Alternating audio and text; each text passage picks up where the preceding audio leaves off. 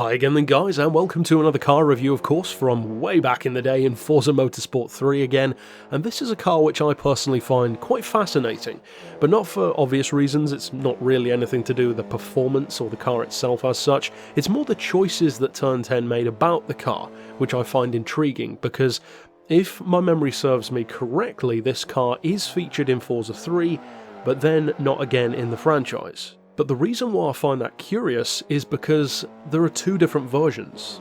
There's a white and red liveried one, and there's this one.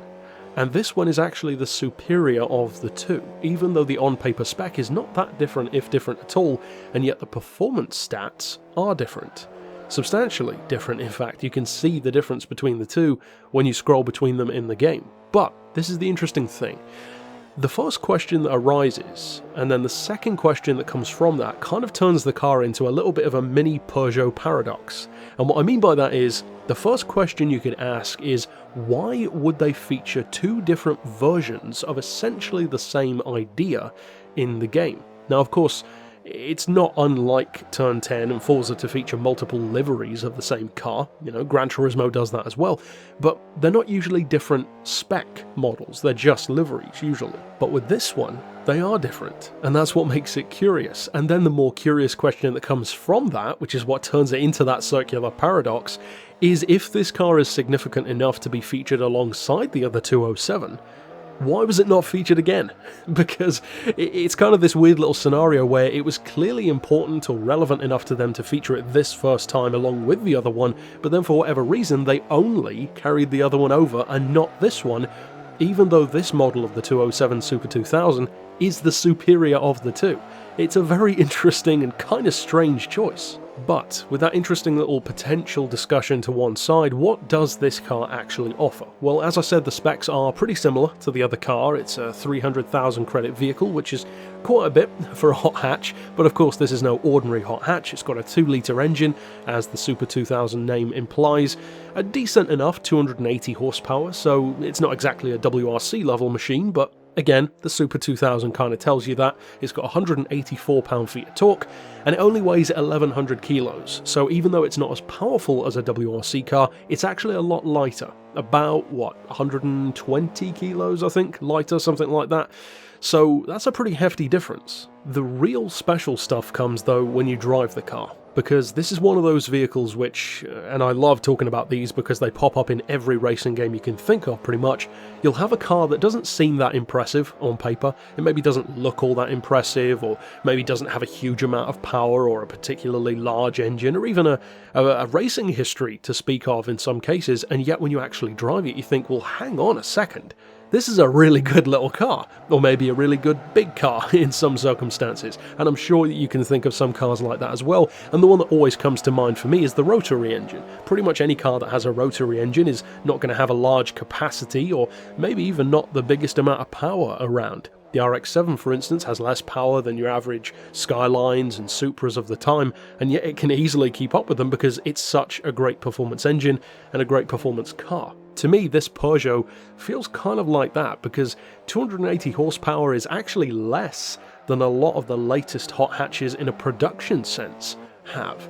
Whereas back then, this was way more than the road-going 207 GTI had. But because of the fact that this car only weighs 1100 kilos, it has enough power for the weight that it's shifting around. You've also, of course, got all-wheel drive, which makes it totally different in terms of handling to pretty much any other Peugeot hot hatch on the street, at least, apart from maybe the 205 T16 homologation version. And, of course, being a motorsport vehicle, the way it gets through its gears, the way it takes corners, the way it grips, the way it goes, the way it stops, it's all that much more focused than a street car could ever reasonably be, at least on a hot hatch level. Now this car, when you do drive it, it feels fantastic, and one of my favourite things about it actually is the proportions, and it's what reminds me the most, funnily enough, of the 205. The Peugeot 205 is an icon for a reason, especially the T16. The mid-engine, the wider track, the all-wheel drive, it's a brilliant rally car, and a brilliant road homologated car as well. And interestingly, that one, in the later Forza games in particular, is another prime example of a car that doesn't have a massive amount of power. It's only around 200 horses, but what it can do with that is great. Likewise with this one. 280 horsepower is fine, but the performance is way beyond being just fine. This car will constantly put a smile on your face, and as I was alluding to just now in the way that it's similar to the 205, the proportions of what this car feels so good because of. The track is so much wider than the road car, but it's still not overly long, it's not overly tall. It feels almost like driving kind of a Group B car, but a modern version of it with a much more manageable amount of power. And yet, even though the power is a good 200 horses less than a Group B car in the 80s, if not more in some cases, it still feels like this has more than enough power to get the job done. Now, of course you can tune it up if you want to, but it's not entirely necessary. And another fantastic thing about this car is the category. This is not an R-class vehicle, this is A. So you can race this thing against street cars. And because of the fact that not only is it A-class, but it's only 537 PI points, you can actually do quite a lot to it without even bumping up the category. Now, in terms of the overall use in the game, I must admit it wasn't a car that I really took that much notice of back when I was playing it, but I was also much younger. This is, what, a decade ago at this point, so of course my knowledge of cars, my education of cars, even my qualifications were not the same as they are now, so I didn't appreciate certain cars as much as I do.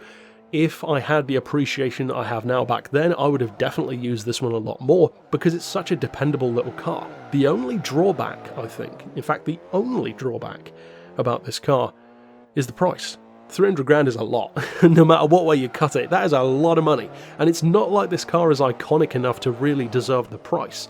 If this were a 205 T16, then sure, that would be understandable. It's not, it's a 207 modern Super 2000 rally car. This should not be a 300 grand vehicle. For me at least, I would say 100 to 150,000 credits would be pretty much perfect for a vehicle like this, but maybe they were trying to make it that little bit more unattainable just so it wouldn't be too OP, but for whatever reasons 300 grand is the price. So I know that some of you, in a similar way to Gran Turismo 3, love to go back and play these older games. Forza 3 still has a lot of love, and if you do go back to it, maybe you didn't try this one, or even the other version, the white and red one, give them a try. They're deceptively good little cars that you can use quite a bit, if I recall correctly, in career mode, even though they are actual motorsport machines, and it's actually one of the lowest category genuine motorsport vehicles in the game, and that's pretty unique.